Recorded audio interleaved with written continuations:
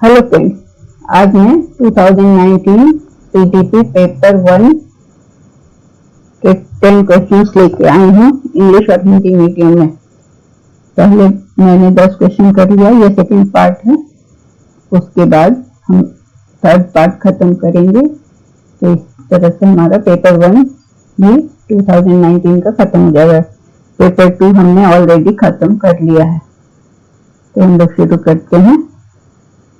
Children acquire gender roles through all of the following except media, socialization, culture and tutoring. बच्चे जो हैं वो लिखित में से किन किन चीजों से लैंगिक भूमिकाएं प्राप्त करते हैं और किन से नहीं प्राप्त करते हैं। तो आपको यहाँ बताना है कि किन से नहीं प्राप्त करते हैं। विकल्प है मीडिया, सोशलाइजेशन, समाजीकरण, कल्चर और ट्यूटरिंग, ट्यूशन।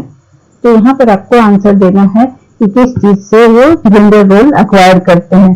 तो सबसे पहले तो मीडिया से जेंडर रोल अक्वायर करते हैं, क्योंकि मीडिया में ही सबसे ज्यादा बताया जाता है कि मेल फीमेल के बारे में, कि मीडिया लिंग की भूमिका को बहुत अत्यधिक प्रभावित करता है, क्योंकि कोई भी लड़का या लड़की किसी को अपने आदर्श रूप में मानता है। फिर समाजीकरण जो है, समाजीकरण और कल्चर जो है, तो समाजीकरण में समाज में सबसे ज्यादा महिलाओं और पुरुष को विभेदीकरण होता है। बच्चे को सिखाया जाता है कि महिलाओं को घर में मतलब बचपन से ये बच्चे देख के आते हैं कि महिलाएं घर में रहती हैं, घर का काम करती हैं, ज्यादा जिम्मेदारी उठाती हैं, पुरुष बाहर जाकर काम करते हैं।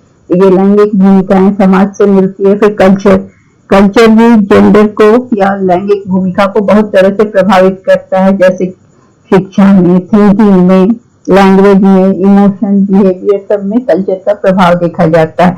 लेकिन जो ट्यूशन है या ट्यूटरिंग है, ये जेंडर रोल्स को प्रभावित नहीं करता है। ये एक ऐसा एनवायरमेंट देता है जिसमें कि कोई बच्चे को केवल लर्निंग में फोकस करते हैं, वहां पर जेंडर महत्वपूर्ण नहीं होता है। इसलिए बच्चे जो हैं वो जेंडर रोल ट्यूटरिंग छोड़कर बाकी सबसे प्राप्त करते हैं। इसलिए इसका आंसर होगा ट्यूटरिंग या ट्यूशन। ट्यूशन में बच्चे जेंडर रोल नहीं अक्वायर करते। तो इसका आंसर हम टिक कर लें, यह है ट्यूटरिंग, ट्यूशन। क्वेश्चन नंबर 2 पर हम चलते हैं। क्वेश्चन नंबर 2 बता रहा है कि one of the critics of standardised test has been, जो स्टैंडर्डाइज्ड टेस्ट होता है जिसको हम मानकीकृत परीक्षण भी हिंदी में कहते हैं, उसकी क्या आलोचना है। They represent largely the mainstream culture and are therefore biased. यह मानना कि वो चूंकि मुख्य धारा की संस्कृति का प्रतिनिधित्व करते हैं, इसलिए वो पक्षपाती हैं। Their language is difficult to understand. उनकी भाषा को समझना मुश्किल है। The test cannot be administered on large population पर, बड़ी आबादी में ये परीक्षण को लागू नहीं किया जा सकता या करवाया नहीं जाता है। They do not give a clear picture of child's ability, और बच्चे की क्षमता की स्पष्ट तस्वीर नहीं देते हैं। तो ये जो क्वेश्चन है, इसका आंसर है कि इसका आंसर तो है कि वो बच्चे की क्षमता का सही पिक्चर नहीं देते हैं, क्लियर पिक्चर नहीं देते हैं। अब इसका बाकी चीजों को हम डिस्कस करते हैं, पहले आंसर टिक कर लेते हैं। ये बच्चे की क्षमता का क्लियर पिक्चर नहीं देते हैं। लेकिन पहला जो इसमें लाइन है कि वो क्योंकि मुख्य धारा की संस्कृति का प्रतिनिधित्व करता है, तो ये जो चीज कहा गया कि परीक्षण इसकी कमी, सबसे बड़ी कमी है कि ये बच्चों की क्षमता का स्पष्ट तस्वीर नहीं देते हैं। इसलिए मानकीकृत जो परीक्षण है ना, उसकी कमी है। वो मतलब पहले जान ले कि स्टैंडर्डाइज टेस्ट होता क्या है। तो वो टेस्ट है जो कि सभी स्टूडेंट को सेम क्वेश्चन आंसर देने के लिए कहता है। स्टैंडर्डाइज टेस्ट में सभी बच्चों को एक ही क्वेश्चन का आंसर देना होता है और सही उसी समय में एक निश्चित समय पर निश्चित क्वेश्चन का आंसर देना होता है और उनका जो स्कोर होता है वो कंसिस्टेंट होता है और उसमें क्या होता है कि सबके परफॉर्मेंस का उसमें असेसमेंट हो या उसको उनके परफॉर्मेंस को एक दूसरे से कंपेयर करना। तो सभी बच्चे तो एक योग्यता के होते नहीं है, तो ये इसमें क्या क्या होता है, किस तरह के क्वेश्चन होते हैं। ये जो मानकीकृत परीक्षण होते हैं उसमें मल्टीपल चॉइस क्वेश्चन होते हैं, बहु विकल्पीय प्रश्न होते हैं, ट्रू फॉल्स के क्वेश्चन होते हैं, सत्य असत्य वाले क्वेश्चन होते हैं, ऐसे क्वेश्चन होते हैं और ये लार्ज पॉपुलेशन पे कराए जाते हैं, बड़ी आबादी पर इसका परीक्षण कराया जाता है और ये क्या है, मेन स्ट्रीम कल्चर को बताता है। ठीक है, लार्ज पॉपुलेशन पे होता है और ये मेन स्ट्रीम कल्चर पे होता है, इसलिए ये बड़े पैमाने पर होता है और मुख्य धारा की संस्कृति का प्रतिनिधित्व करता है, इसलिए ये बायस्ड होता है। क्यों कि ये remove the biases in किसी भी स्टैंडर्डाइज्ड टेस्ट का ये बायस नहीं होता, बल्कि कहा जाए मुख्य धारा की संस्कृति का प्रतिनिधित्व करता है और ये बायस को खत्म करता है, क्योंकि ये टेस्ट इस तरह का होता है, मल्टीपल चॉइस क्वेश्चन और सत्य असत्य टाइप का ऑब्जेक्टिव क्वेश्चन होता है, इसलिए इसमें बायस नहीं होता, ये पक्षपाती नहीं होता है और इसकी रिलायबिलिटी, विश्वसनीयता और वैधता बहुत ज्यादा होती है और ये वैलिड, रिलायबल और आसानी से समझ में आने वाला होता है। लेकिन इसकी कुछ कमियां भी हैं। कमी क्या है, ये बच्चे की क्षमता का स्पष्ट तस्वीर नहीं देते हैं, क्लियर पिक्चर नहीं देते हैं बच्चे की एबिलिटी का। ये क्रिटिकल और क्रिएटिव थिंकिंग स्टूडेंट्स में नहीं उत्पन्न करते। क्यों? क्योंकि बच्चों को बहुविकल्पीय या सत्यासत्य में से एक आंसर चुनना होता है। उसके बाद ये भी है, स्टैंडर्डाइज टेस्ट का मेमोरी और अटेंशन से बहुत कम लेना देना होता है, इसलिए ये इंडिविजुअल अचीवमेंट को बताने में असफल हो जाता है और इसके बदला ये क्या करता है कि इस टेस्ट के द्वारा बच्चों की व्यक्तिगत रुचि या योग्यता का ज्ञान नहीं किया जा सकता है। इसलिए स्टैंडर्डाइज टेस्ट जो है, मानकीकृत परीक्षण जो है, वो बच्चों की क्षमता का स्पष्ट तस्वीर नहीं देते और सभी बच्चों को एक ऐसा क्वेश्चन देने से पता नहीं चलता है। कुछ जो तेज बच्चे होते हैं वो बहुत अच्छा कर जाते हैं, कमजोर बच्चे उसमें असफल हो जाते हैं। The theory of multiple intelligence, बहुबुद्धि का सिद्धांत।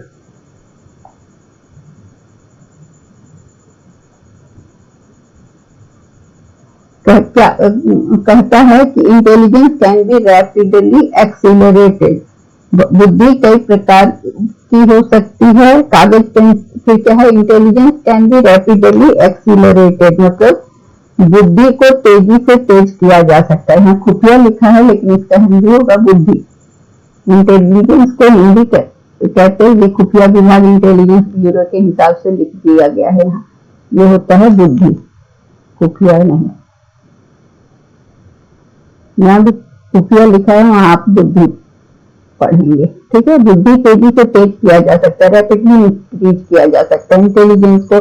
दूसरा है कि intelligence can be of several kinds, कई प्रकार की होती है। Paper pencil test are not helpful, इसमें कागज पेंसिल परीक्षण सहायक नहीं, मतलब कागज और पेंसिल लेकर लिखने से ये परीक्षण सहायक नहीं होता। Intelligence can B multiplied with effective pedagogy, प्रभावी शिक्षा शास्त्र के साथ इंटेलिजेंस को बढ़ाया जा सकता है। ठीक है, तो इसका आंसर तो पहले है कि बुद्धि कई प्रकार की हो सकती है, जैसा कि बहुबुद्धि सिद्धांत क्या है, ये हार्वर्ड गार्डनर का दिया हुआ है। इसमें क्या बताया है कि 1983 में उन्होंने ये सिद्धांत दिया था और उन्होंने ये जो बहुबुद्धि का सिद्धांत दिया था या मल्टीपल इंटेलिजेंस का सिद्धांत दिया था 1983 में अपनी किताब, उनकी बुक का नाम था फ्रेम्स ऑफ माइंड। फ्रेम्स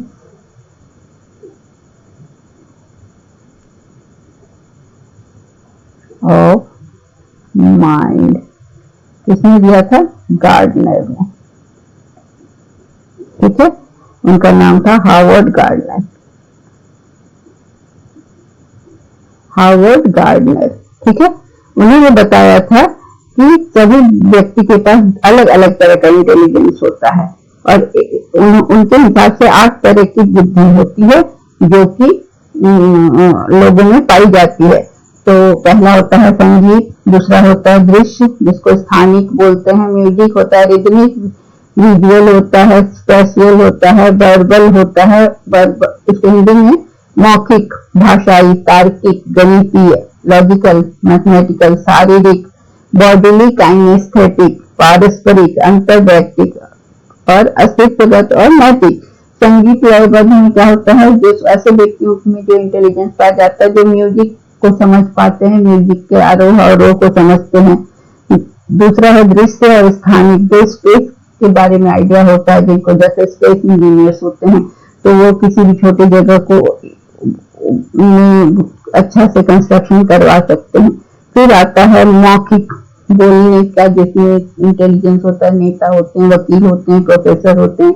तार्किक गणितीय जिसमें कि मैथमेटिकल बुद्धि होता है, तो जो कि आर्किटेक्ट होते हैं, कहीं भी जोड़ घटाव करके किसी चीज को डिजाइन करते हैं। शारीरिक काइनेस्टिक जो बुद्धि होती है उसमें क्या होता है कि बॉडी के मूवमेंट से जो एक्सप्रेशन देते हैं, जिसमें डांसर्स, स्विमर्स, एथलीट्स वगैरह होते हैं। पारस्परिक जो होता है एक दूसरे से जो अच्छा संबंध स्थापित करते हुए इंटेलिजेंस इंटरपर्सनल या पारस्परिक कहलाता है। अंतर्व्यक्ति, इंट्रापर्सन, जो व्यक्ति अपने अंदर देख सकता है, अंतर्मन को देख सकता है, वैसे व्यक्ति।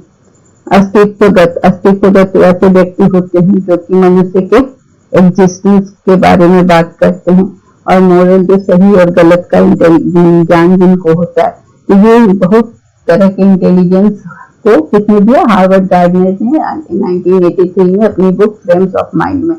तो इसका आंसर होगा intelligence can be of several kinds. इसको दूसरे कलर से मैं फिर से टिक कर दे रही हूँ आंसर को। ये और बुद्धि कई प्रकार की हो सकती है। ठीक है, ये गार्डनर का दिया हुआ सिद्धांत है जिसमें उन्होंने 8 तरह की बुद्धि को बताया है। अगला क्वेश्चन है, a teacher can utilize both assessment for learning and assessment of learning। शिक्षक सीखने के लिए आकलन और सीखने का आकलन दोनों का उपयोग निम्नलिखित के लिए कर सकता है। इसको आपको बताना है। तो क्या क्या है? तीनों कब कर सकता है? To know the children's progress and achievement level, बच्चों की प्रगति और उपलब्धि स्तर को जानने के लिए। To know the learning needs of child and select teaching strategy accordingly, बच्चों के सीखने की जरूरतों को समझकर उनके हिसाब से शिक्षण की नीति चुनने में, रणनीति चुनने में। स्ट्रैटेजी का मतलब assess children's performance at periodic intervals, बच्चों का समय समय पर प्रदर्शन का आकलन करें और एंड सर्टिफाई हिज परफॉर्मेंस, और उसके प्रदर्शन को प्रमाणित करें। मॉनिटर चिल्ड्रंस प्रोग्रेस, बच्चों की प्रगति का को मॉनिटर करें, निगरानी करें और उनके सीखने में जो गैप हो रहा है, जो अंतराल हो रहा है, उसको पूरा करने के लिए उपयुक्त लक्ष्य निर्धारित करना। तो आकलन, सीखने की प्रक्रिया में सुधार। आकलन क्या है? सीखने की प्रक्रिया में सुधार। आकलन का मतलब होता है असेसमेंट, इंग्लिश में असेसमेंट कहते हैं। वो क्या है कि बच्चा जो सीख रहा है उसकी प्रक्रिया में सुधार करने के लिए डेटा एकत्र करने, प्राप्त करने और उपयोग करने की एक प्रक्रिया है। तो कैसे डेटा एकत्र होगा बच्चे के सीखने की प्रक्रिया को जानने के लिए? तो टेस्ट किया जाएगा। टेस्ट में उसके जो मार्क्स आएंगे उस मार्क्स के आधार पर आकलन होगा। आकलन क्या है? तो विद्यार्थी के सीखने के बारे में निर्णय लेने के लिए जानकारी लेने का तरीका है। जो आकलन 2 तरह का होता है, एक होता है संरचनात्मक, एक होता है योगात्मक आकलन। तो असेसमेंट होता है या उसको इवैल्यूएशन भी कहते हैं। 2 तरह का आकलन में क्या होता है कि एक होता है फॉर्मेटिव, दूसरा होता है समेटिव। फॉर्मेटिव क्या होता है कि बच्चों को पढ़ाने के दौरान हर यूनिट की समाप्ति के बाद टेस्ट लेना और उसके बाद उसके प्रोग्रेस को जानना कि उसने कितना सीखा है और उस हिसाब से फिर उसकी टीचर अपने पढ़ाने के स्ट्रेटेजी में चेंज करता है, रणनीति में चेंज करता है या बच्चे को पढ़ाता है ताकि वो अच्छा कर सके।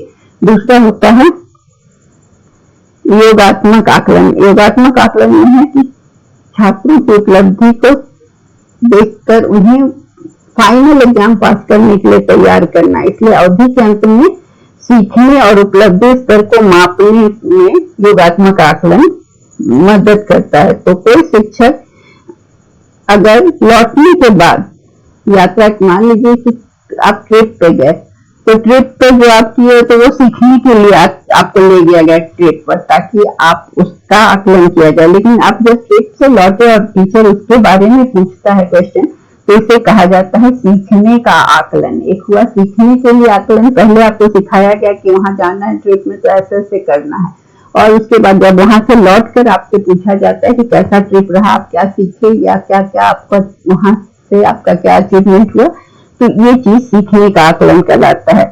तो बच्चों की प्रगति का पता करने के लिए जो मूल्यांकन किया जाता है उसे शिक्षा का आकलन किया जाता है। और शिक्षक बच्चों की प्रगति को जानने के लिए दोनों तरह के आकलन का प्रयोग करता है। तो असेसमेंट इज अ प्रोसेस। क्या है, किस तरह का प्रोसेस है? इसमें डेटा को कलेक्ट किया जाता है, संग्रह किया जाता है और उसको पहले रिसीव करके संग्रह करके उसको यूज किया जाता है ताकि लर्निंग प्रोसेस में इंप्रूवमेंट लाया जा सके, सीखने के प्रोसेस में इंप्रूवमेंट लाया जा सके। तो यह क्या है, असेसमेंट या आकलन एक क्रमबद्ध तरीका है सूचना एकत्र करने का, ताकि स्टूडेंट के जो लर्निंग है अधिगम के बारे में कुछ भी निर्णय दिया जा सके। यह टीचिंग लर्निंग का एक अंतर्निहित प्रोसेस है जो कि स्टूडेंट के लर्निंग को बढ़ाता है। तो असेसमेंट फॉर लर्निंग जो होता है ना, सीखने के लिए जो आकलन होता है वो होता है फॉर्मेटिव। उसमें क्या होता है कि आपको पढ़ाकर तुरंत आपका टेस्ट लिया जाता है, आपकी कमियों को बताया जाता है और आपको फिर से सिखाया जाता है। तो ये हुआ सीखने के लिए आकलन, ठीक है। तो इसमें चिल्ड्रन का जो प्रोग्रेस होता है वो टीचर मॉनिटर करता है through out the learning process, वो मॉनिटर करते जाता है और बच्चों को हेल्प करता है ताकि उनकी लर्निंग अच्छी हो सके, जो उनको सीखने में दिक्कत हो रही है, जो गैप हो रहा है उसको पूरा कर सके। जैसे इसको एक उदाहरण से समझिए कि कोई कुक है, अगर खाना बना रहा है तो वो खाना बनाने के दौरान उसको चखता है ताकि वो अच्छा खाना बन सके। तो ये हुआ असेसमेंट फॉर लर्निंग, सीखने के लिए आकलन। और असेसमेंट ऑफ लर्निंग कब होता है? जब आप फाइनल एग्जाम देते हैं। तो ये क्या है, समेटिव एवेल्युएशन जो होता है, जो कि आपके स्टूडेंट को पास और फेल घोषित करता है।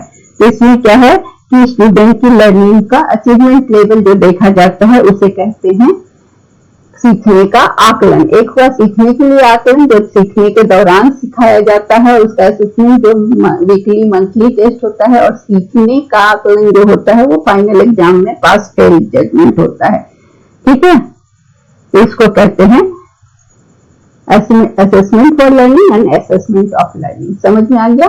जो पढ़ने के समय जो टेस्ट लिया जाता है एक टॉपिक को पढ़ाने के बाद, उसको जो फॉर्मेटिव इवैल्यूएशन होता है, जो यूनिट टेस्ट के रूप में होता है, मंडे टेस्ट, फ्राइडे टेस्ट, इस तरह का टेस्ट होता है, उसे हम कहते हैं असेसमेंट फॉर लर्निंग या सीखने के लिए आकलन। और जब पूरा टेस्ट हम लोग पढ़ लेते हैं पूरा कोर्स, और उसके बाद दूसरे क्लास में जाने के लिए जब हम टेस्ट देते हैं या परीक्षा देते हैं, जब हम पास फेल घोषित होते हैं, तो वो असेसमेंट ऑफ लर्निंग होता है। तो इसका आंसर है to know children progress and assessment level, ठीक है, क्लियर है? इसको मैंने बहुत तरह से समझा दिया। ये क्वेश्चन आता है अक्सर, इसमें लोग गड़बड़ा जाते हैं।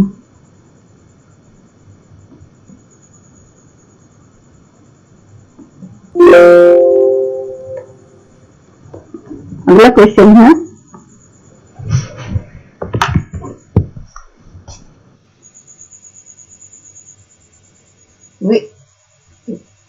Question number 5, which of the following एक सेकंड।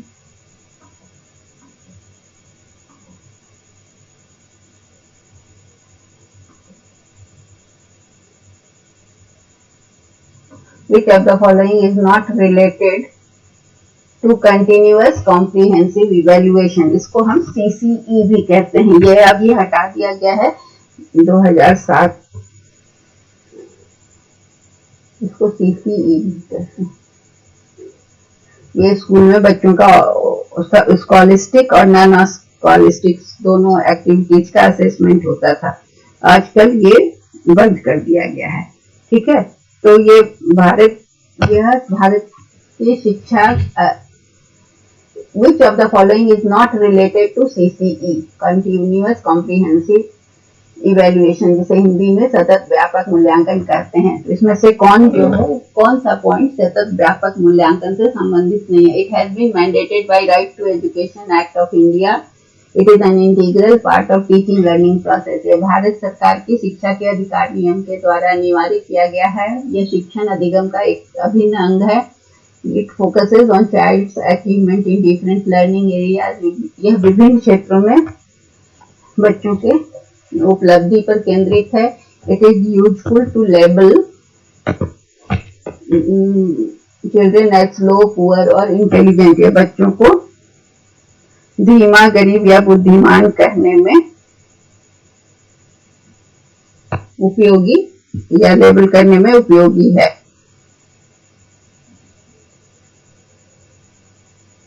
तो इसमें से ये पहला सही है कि ये किसी से रिलेटेड है। It has been mandated by ये राइट टू एजुकेशन से था। It is an integral part of teaching learning का यह अनिवार्य हिस्सा है। It focuses on child achievement, ये भी सही है।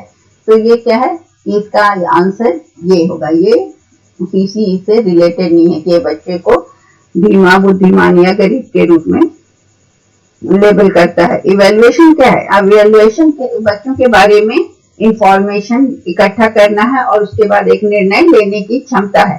यह कुछ नहीं है, बिल्कुल सिर्फ बच्चों के प्रोग्रेस और उनके अचीवमेंट का डेटा एकत्रित करना है। तो इसको सीसीई को इंट्रोड्यूस किया गया था 2009 में। सीबीएसई ने 2009 में इसको इंट्रोड्यूस किया था। ठीक है, राइट टू एजुकेशन एक्ट के तहत इसका ऑब्जेक्टिव है कि बच्चों का इंटीग्रल पार्ट ऑफ लर्निंग। इसमें क्या करना है कि इसमें निदानात्मक और सुधारात्मक टीचिंग के द्वारा बच्चों के शिक्षा का ज्ञान को बढ़ाना है। इसमें बच्चों के ऑलराउंड डेवलपमेंट पे ध्यान दिया जाना था और इसके अलावा बच्चों का ज्ञानात्मक, साइकोमोटर और अफेक्टिव तीनों डोमेन का डेवलपमेंट करना था, विकास करना था। ये बच्चों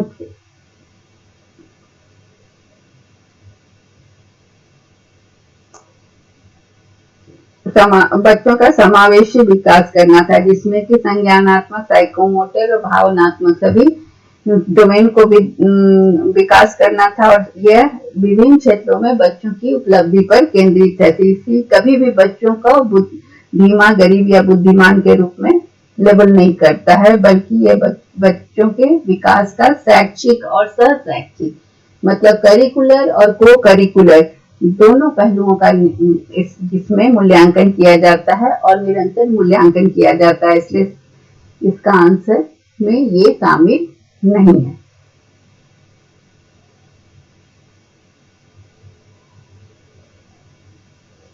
ये बच्चों के विभिन्न अधिगम के क्षेत्रों में अचीवमेंट को असेस करता है। अगला क्वेश्चन है जिसे हम स्कॉलिस्टिक और नॉन स्कॉलिस्टिक दोनों क्षेत्र में करिकुलर और को करिकुलर एक्टिविटीज में इनके अचीवमेंट को देखते हैं। अगला क्वेश्चन है giftedness in children can be attributed to. बच्चों में जो प्रतिभा है या रचना, बच्चों की प्रतिभा का श्रेय किसको दिया जाता है? बच्चों में जो प्रतिभा है उसका श्रेय किसको दिया जाता है?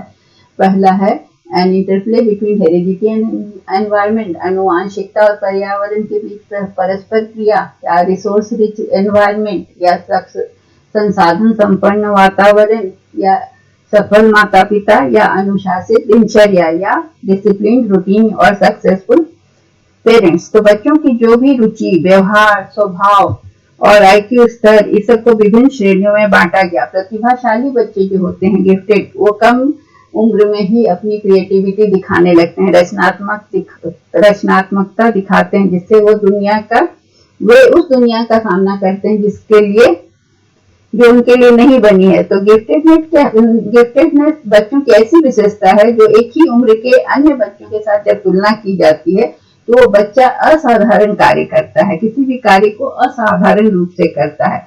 तो ये गिफ्टेडनेस जो है ना, वो हेरिडिटी और एनवायरनमेंट के बीच की परस्पर क्रिया है, क्योंकि कोई भी बच्चा का लक्षण जो होता है ना, वो किस हेरिडिटी से क्या जीन लेके आया और किस माहौल में पला बढ़ा है, इस पर निर्भर करता है। तो प्रतिभाशाली बच्चे जो होते हैं ना, हमेशा वो सतर्क होते हैं, उनकी स्मृति बहुत तेज होती है और वो विचारों में स्वतंत्र होते हैं, बहुत चीजों को जल्दी से सीखते हैं, वो अमूर्त तर्क करते हैं और बहुत सा घटनाओं के बीच गंभीर रूप से संबंध स्थापित कर पाते हैं। उनमें ऊर्जा स्तर उच्च होता है, उनमें जिज्ञासा भी बहुत ज्यादा होती है और उसके अलावा एक संसाधन संपन्न, इसके लिए जिम्मेदार प्रतिभाशाली बच्चे के लिए संसाधन संपन्न वातावरण या सफल माता पिता की बात नहीं कहा जा सकता है,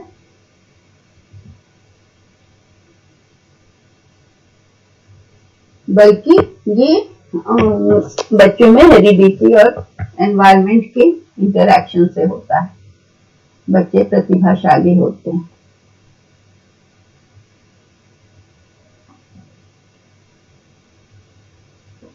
Children coming from socio-economically disadvantaged backgrounds need a classroom environment which teaches them good behavior, values and uses their cultural and linguistic language, discourages the use of their language so that they can learn the mainstream language, categorizes children based on their abilities। तो सामाजिक और आर्थिक रूप से वंचित जो बच्चे होते हैं, वो वंचित पृष्ठभूमि से जो आते हैं, गरीब घर के बच्चे जो आते हैं, समाज में जो बहुत उच्च श्रेणी के नहीं होते, वैसे बच्चों में किस तरह की कक्षा के वातावरण की आवश्यकता होती है, क्वेश्चन बहुत बार आया है। तो आने वाले बच्चे को कैसे कक्षा की वातावरण देना चाहिए जो उन्हें अच्छा व्यवहार सिखाए, जो उनके मूल्यों और सांस्कृतिक और भाषाई ज्ञान का उपयोग करता है या जो उनके भाषा के उपयोग को हतोत्साहित करता है या बच्चों को उनकी क्षमताओं के आधार पर वर्गीकृत करता है। तो इसका मतलब है कि जो बच्चे सामाजिक रूप से और आर्थिक रूप से पिछड़े हैं, वो कम आय वाले, कम शैक्षिक उपलब्धि, गरीब और खराब स्वास्थ्य इत्यादि से बिलोंग करते हैं। तो सामाजिक और आर्थिक रूप से जो बच्चे वंचित होते हैं, उनको ऐसी कक्षा वातावरण की आवश्यकता होती है जो उनके सांस्कृतिक और भाषाई ज्ञान का महत्व देता है, जो वो जिस बैकग्राउंड से आए हैं उसको इम्पोर्टेंस देता हो, उनको डिमोरलाइज नहीं करता हो उनके भाषा को लेकर या उनके बैकग्राउंड को लेकर, क्योंकि इस पृष्ठभूमि से बच्चों में जो ऐसे पृष्ठभूमि से आते हैं, जो ऐसे घरों से आते हैं, वैसे बच्चों में उनका कॉग्निटिव डेवलपमेंट कम होता है, उनमें प्रोनाउंसिएशन या बोलने की क्षमता का कम विकास होता है या उसके प्रति जागरूकता नहीं होती, क्योंकि वो वैसा जैसा सुनते हैं वैसा ही बोलते हैं। उसके अलावा उनके पास वोकेबलरी कम होती है, उनका वर्ड पावर कम होता है और उनमें जो मौलिक कौशल है पढ़ने का वो कम होता है। इसलिए शिक्षक को क्या चाहिए कि वो बच्चे के स्थानीय ज्ञान है उसको कक्षा में जोड़े, कक्षा के वातावरण से जोड़ दे, ताकि वो बच्चे अपने को सहज महसूस करें और कक्षा में सीखने के लिए उत्साहित हो सकें। तो बच्चों को उनकी भाषा का उपयोग करने के लिए प्रोत्साहित करना चाहिए और उनकी क्षमता के अनुसार उन्हें वर्गीकृत करना चाहिए। नहीं, उनको शामिल करना चाहिए, अन्य बच्चों के साथ शामिल करना चाहिए, ताकि बच्चे में कोई हीन भावना ना आए और बच्चे सब बच्चों के साथ मिलकर कक्षा में अपने को सामान्य समझें और शिक्षक को उनमें रुचि लेकर बच्चों की प्रतिभा को या बच्चों को शिक्षण में अतिरिक्त मदद करके और बच्चों को मेन स्ट्रीम में लाने की कोशिश करनी चाहिए। क्योंकि जो भी बच्चे सोशियो इकोनॉमिकली डिसएडवांटेज बैकग्राउंड से आते हैं तो उनका लो इनकम और लो एजुकेशनल अचीवमेंट जो होता है, पॉवर्टी, पुअर हेल्थ, ये सारी चीजें बच्चों को कॉम्प्लेक्स में डालती है, इंफीरियोरिटी कॉम्प्लेक्स में आती है। इसलिए उनके वैल्यूज, उनके कल्चर और लैंग्वेज को अगर वैल्यू दिया जाए तो बच्चे जो इस बैकग्राउंड से आ रहे हैं उनमें अच्छा कॉग्निटिव डेवलपमेंट होगा। और इसलिए टीचर्स की ड्यूटी है कि उनके जो लोकल लैंग्वेज का है क्लास के एनवायरनमेंट से जोड़े, ताकि उनको कंफर्टेबल फील हो और वो लर्निंग में भाग ले सके। ठीक है, इसलिए बच्चे जो भी बैकग्राउंड से आए उनको क्लासरूम एनवायरनमेंट में ऐसा मिलना चाहिए कि वो उनके कल्चर और वैल्यू को और उनके लिंग्विस्टिक नॉलेज को महत्व दे, इम्पोर्टेंस दे, ताकि उनमें इंफीरियोरिटी कॉम्प्लेक्स ना आए। अगला क्वेश्चन है कि the intervention needed for creative talented children.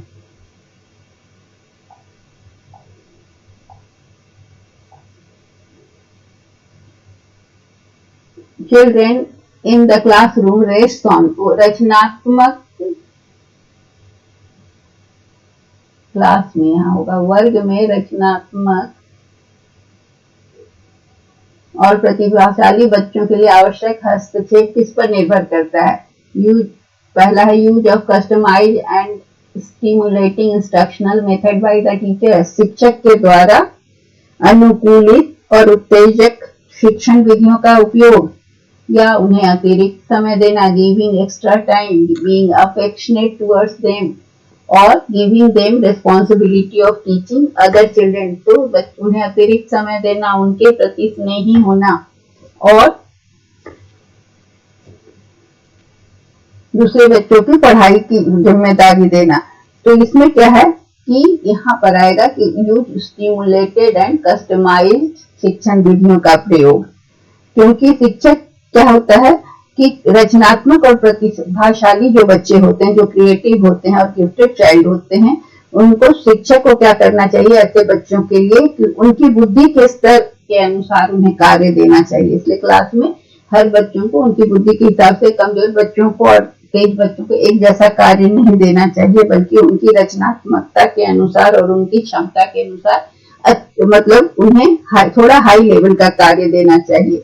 और इसमें ऐसा वातावरण प्रदान करना चाहिए कि जो प्रतिभाशाली और रचनात्मक बच्चों के कॉग्निटिव, फिजिकल, इमोशनल और सामाजिक आवश्यकताओं को एड्रेस करे। इसलिए क्लास में बहुस्तरीय या बहुआयामी पाठ्यक्रम लागू करना चाहिए। बहुस्तरीय मतलब मल्टी लेवल करिकुलम होना चाहिए, जिसमें कि सब तरह के बच्चों को उनकी रचनात्मकता और प्रतिभा के अनुसार कार्य करने का अवसर मिले। सो जो भी क्रिएटिव और टैलेंटेड बच्चे होते हैं उनके लिए मल्टी लेवल का पढ़ाई या टास्क होना चाहिए, सो दैट कि क्रिएटिव और टैलेंटेड चिल्ड्रन का हाई परफॉर्मेंस कैपेबिलिटी जो है वो बहुत से एरिया में दिख सके। जैसे वो बच्चे जो हाई क्रिएटिव और टैलेंटेड होते हैं वो उनका creative work, leadership quality, keen power of observations are there. So ऐसे बच्चे में डाइवर्जेंट थिंकिंग होती है, और they are very curious in nature, उनका नेचर बहुत क्यूरियस होता है। और वो डाइवर्जेंट थिंकिंग मतलब किसी भी समस्या के बहुत सारे सॉल्यूशंस देते हैं। तो अगर उनको उनका क्लासरूम मोनोटोनस हो जाएगा, अगर वो कोई भी चीज को बहुत इजीली करने लगेंगे तो उनका क्लास फिर उनके लिए नीरस हो जाएगा। तो ऐसे बच्चों के लिए इंटरवेंशन जरूरी है, टीचर का इंटरवेंशन जरूरी है, ताकि वो हर बच्चे के, हर लर्नर के पोटेंशियल के अनुसार उनको काम दे सके। इसलिए एक्टिव इंटरेस्ट लेने की जरूरत है यहाँ टीचर को, और टीचर की रिस्पॉन्सिबिलिटी है कि वो स्टिमुलेटेड इंस्ट्रक्शन दे बच्चों को, ताकि बच्चों के लिए, टैलेंटेड और क्रिएटिव बच्चों के लिए लर्निंग जो है वो इंटरेस्टिंग हो सके। तो इसमें क्या होगा कि टीचर को क्या करना है कि क्लासरूम एनवायरनमेंट को स्टिमुलेट करना होगा, उसमें विजुअल और एक्शन वाला, हाई ऑर्डर थिंकिंग, क्वेश्चनिंग, ये सारी चीजों को शामिल करना होगा, और मल्टी लेवल की टीचिंग करनी होगी, जिसमें कि सब लेवल के बच्चे उसमें शामिल हों और क्लास को एंजॉय करें और उनकी लर्निंग बढ़े। अगला क्वेश्चन है, which of one of the following is not suitable way to help hyperactive children? अति सक्रिय बच्चों को सिखाने के लिए कौन सा तरीका उपयुक्त नहीं है? Breaking up a task into small manageable segments, किसी कार्य को छोटे छोटे खंडों में विभाजित करना। Offering alternative ways of learning, सीखने के वैकल्पिक तरीकों की पेशकश, including physical activity in their daily schedule, दैनिक कार्यक्रम में शारीरिक गतिविधि को शामिल करना। Reprimanding them often for being restless, अब इसमें पूछ रहा है कि कौन सा सुटेबल तरीका नहीं है अति सक्रिय बच्चों को सीखने में मदद करना। तो सबसे ये सब आजकल तो डांटना मारना बिल्कुल मना है, तो अति सक्रिय बच्चे को डांटना या फटकारना बहुत गलत है, बल्कि उनको क्या करना है, इसमें ऐसे बच्चों को जिनको कहा अटेंशन हाई, इसको कहते हैं ADHD सिस्टम, जिसमें ADHD सिम्टम है, इसको कहा जाता है अटेंशन डेफिसिट। हाइपर एक्टिविटी बच्चों को क्या कहा जाता है? अटेंशन डेफिसिट हाइपर एक्टिव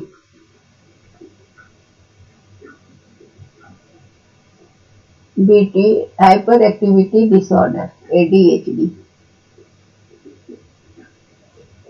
ऐसे बच्चे जो है ये न्यूरो डेवलपमेंटल डिसऑर्डर है, जिसमें बच्चे अति सक्रिय हो जाते हैं, और अति सक्रिय बच्चों को क्या होता है कि कोई भी निर्देश या कोई भी ऑर्डर देने पर उसको उनका पालन करने में उनको कठिनाई होती है, और वो विचलित हो जाते हैं। वो बहुत उत्साही होते हैं और कई काम को एक साथ करना चाहते हैं।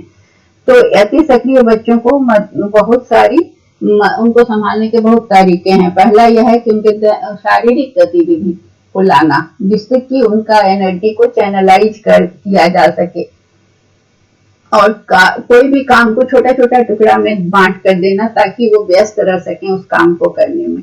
और उन्हें डांटना बिल्कुल नहीं चाहिए, नकारात्मकता उनके लिए नुकसानदेह हो सकती है। इसलिए ये बच्चों को, क्योंकि हाइपर एक्टिव बच्चे जो होते हैं ना, उनको लिसनिंग या डायरेक्शन फॉलो करने में बहुत दिक्कत होती है, वो इम्पल्सिव होते हैं और बहुत एंथुजियास्टिक होते हैं। तो ऐसे बच्चों को हैंडल करने का सबसे आसान तरीका है कि उनको फिजिकल एक्टिविटी में लगा दो, ताकि उनकी एनर्जी चैनलाइज हो जाए, वो क्रिएटिव वर्क करें। इसके अलावा उन टास्क को छोटे छोटे टुकड़ों में मैनेजेबल सेगमेंट में बांटने से वो इंगेज रहेंगे, और उनको लर्निंग का ऑल्टरनेटिव तरीका, ये सारी चीजें हैं, बट डांटना नहीं है। डांटने से उन पर बुरा असर होता है, नेगेटिव इफेक्ट होता है। Last question, pattern of divergent thinking, identify the children who are divergent thinking, जो बिना सोच के पैटर्न के बच्चों को पहचान करते हैं, तो उसे क्या कहते हैं? वैसे बच्चों को जो डाइवर्जेंट थिंकिंग मतलब कई संभावित खोज करते हैं। पैटर्न ऑफ डाइवर्जेंट थिंकिंग ऐसा होता है। देखिए डाइवर्जेंट थिंकिंग में क्या हुआ कि एक प्रॉम्प्ट दिया गया, एक प्रॉम्प्ट या एक क्वेश्चन दे दिया गया, ठीक है। अब ये एक प्रॉम्प्ट है विथ वन प्रॉम्प्ट। अब जो डाइवर्जेंट थिंकिंग वाले बच्चे होंगे ना, वो कितने सॉल्यूशन लेके आएंगे?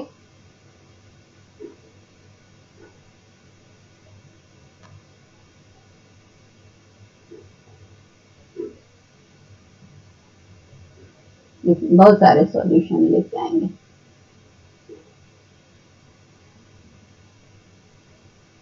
इतने सारे सॉल्यूशन आ गए, ठीक है। और ये ऐसे बच्चे होते हैं डाइवर्जेंट थिंकिंग वाले। पैटर्न्स ऑफ वो क्रिएटिव होते हैं और क्रिएटिव प्रोसेस में वो बहुत सारे पोटेंशियल और वेराइटी ऑफ सॉल्यूशंस लेके आते हैं, जो कि उसमें वो जिसको हम कहते हैं ब्रेन स्टॉर्मिंग। इसमें भी क्या होता है, ब्रेन स्टॉर्मिंग भी डाइवर्जेंट थिंकिंग है, जिसमें कि एक प्रॉब्लम दे दिया जाता है और सपोज किसी ऑफिस में एक प्रॉब्लम आ गई तो प्रॉब्लम दे दिया बॉस ने, सब लोग अपने अपने आइडियाज को लेके आते हैं। ब्रेन स्टॉर्मिंग में वही होता है और सबके आइडियाज को नोट किया जाता है और उसके बाद जो सबसे सुटेबल आइडिया होता है उसको अपनाया जाता है। इमेजिनेशन इनका बहुत ज्यादा होता है। ये आउट ऑफ बॉक्स थिंकिंग करते हैं, मतलब जो परंपरागत जो सोच चली आ रही है उससे अलग हटकर, लीक से हटकर सोचते हैं, कुछ नया सोचते हैं, नोवाइस, ठीक है। ये नोवाइस कुछ सोचते हैं, नोवे। तो ये सारी चीजें ओपन एंडेड क्वेश्चंस जिसका कुछ भी आंसर हो सकता है, ये सब डाइवर्जेंट थिंकिंग होता है, ठीक है। और क्रिएटिव चिल्ड्रन क्या होते हैं? क्रिएटिव चिल्ड्रन को ऐसे होते हैं कि वो प्रॉब्लम को बहुत तरीके से सोच सकते हैं, ओरिजिनल आइडिया से। सो क्रिएटिव बच्चे जो हैं वो डाइवर्जेंट थिंकिंग से जुड़े हुए हैं, ठीक है। कन्वर्जेंट थिंकिंग इसका अपोजिट होता है, एक उसको भी समझ लेते हैं। उसमें क्या होता है कि इतना सारा इंफॉर्मेशन मिला और कन्वर्जेंट थिंकिंग में क्या करेगा लोग, ये यहाँ सारे लोग एक सॉल्यूशन पे आएंगे। इतने सारे इंफॉर्मेशन लेने के बाद सब सॉल्यूशन एक आएगा।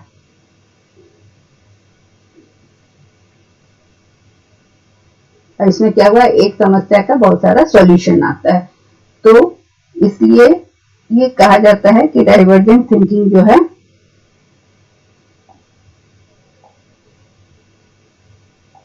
वो क्रिएटिव बच्चे होते हैं और ये किसी भी प्रॉब्लम को कई तरीके से सॉल्व करते हैं। तो ये बच्चे जो हुए क्रिएटिव चिल्ड्रन, ये डाइवर्जेंट थिंकिंग से बहुत सारा सॉल्यूशन लेके आते हैं। और डिसेबल्ड और डिसलेक्सिक और रेसिलिएंट जो होते हैं, ये डाइवर्जेंट थिंकिंग से जुड़े हुए नहीं हैं। So that's all for today. Thank you.